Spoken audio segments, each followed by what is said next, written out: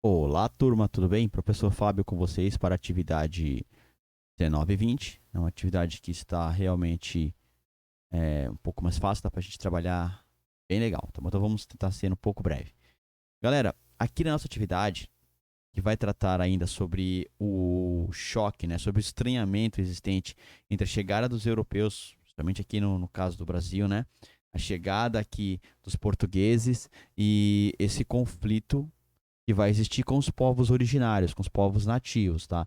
Os índios, depois a gente também tem aí, né, na América em si, os incas, os maias, os astecas e os índios norte-americanos. Esses povos originários, eles vão sofrer aí o impacto da chegada de alienígenas, né, vindo aí com os seus barcos, com as embarcações, que vão invadir o território e começar a impor uma mudança na forma de vida dessas pessoas. Então, nós já sabemos disso, né?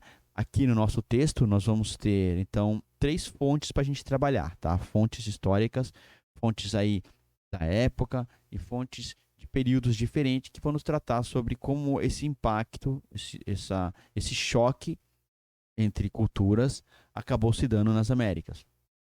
Nossa primeira fonte aqui é do rei Dom João III, rei de Portugal, né? De 1548. Aí então a gente tem 48 anos passados da descoberta do Brasil, do início da conquista, né, do Brasil. E aqui nós vamos ter uma apresentação de um grupo de índios, né, que não eram só eles, tá? Haviam vários grupos que apresentaram resistências, que não queriam se submeter ao controle português.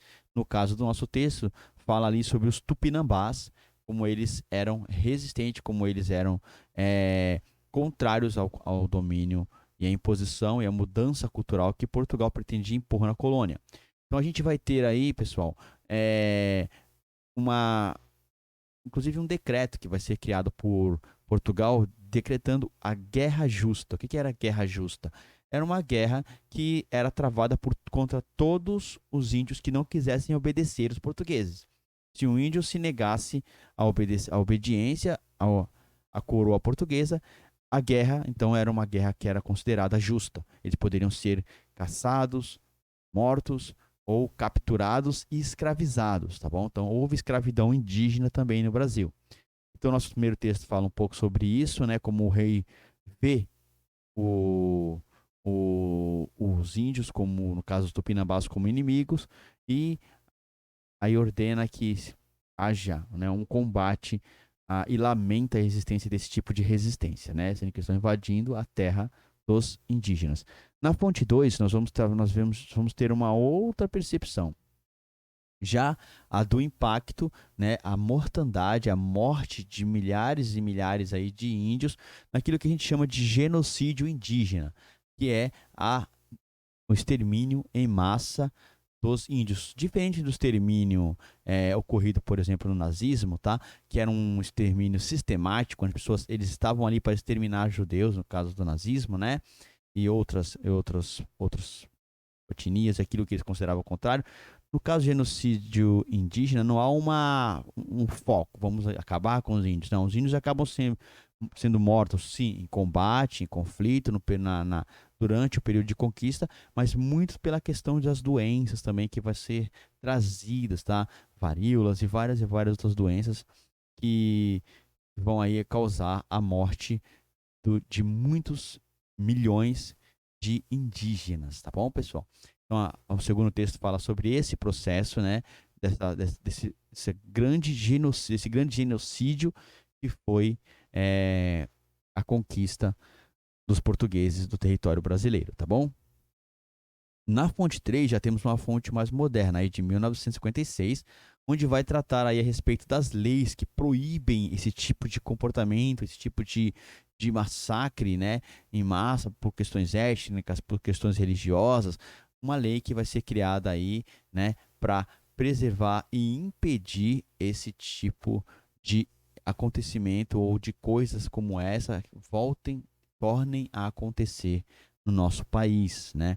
Uma lei aí já do século XX, 1956, já no período da República, um outro momento histórico do Brasil, mas que ainda se viu necessário colocar uma lei que impedisse, né, esse tipo de atrocidade, tá bom?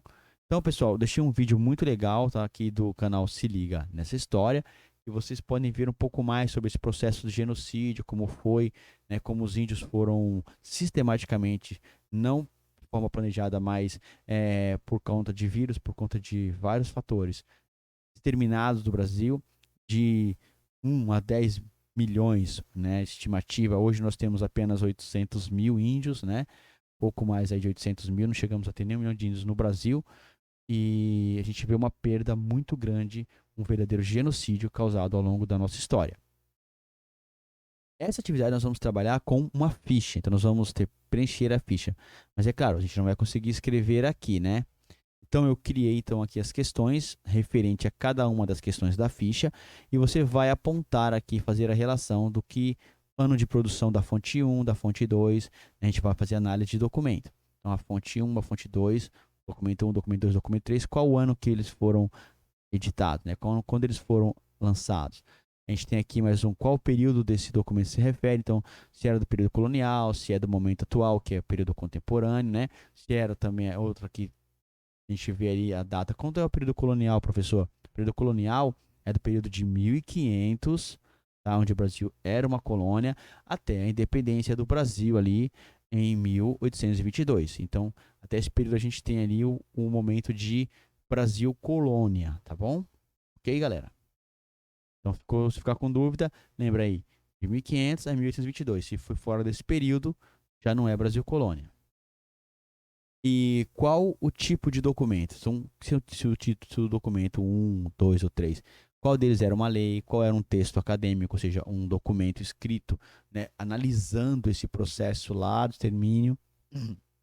E se era um regimento. Regimento, se você não sabe o que é, lembre-se que nós temos um vocabulário que foi deixado aqui sobre alguns termos, tá? Que é um conjunto de normas que formam uma espécie de constituição que era criado lá no período colonial. Então a gente tem aqui uma análise do documento, tá bom, galera?